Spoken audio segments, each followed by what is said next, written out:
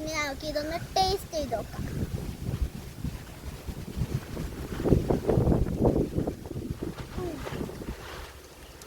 അടിപൊളിയായിട്ടുണ്ട് കേട്ടോ, എനിക്കിഷ്ടപ്പെട്ടു. നല്ല അടിപൊളി ടേസ്റ്റാണ്.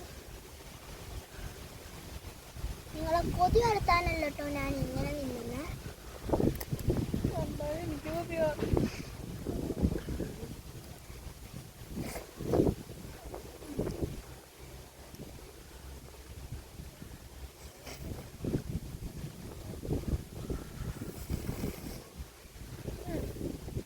അടിപൊളിയായിട്ടുണ്ട്. ഈ ഞണ്ട് ഈ വെള്ളത്തിൽ നിന്ന് കിട്ടിയ വെള്ളത്തിലെ ഞണ്ടാണ് ഈ ചട്ടി നിൽക്കുന്നത് കേട്ടോ.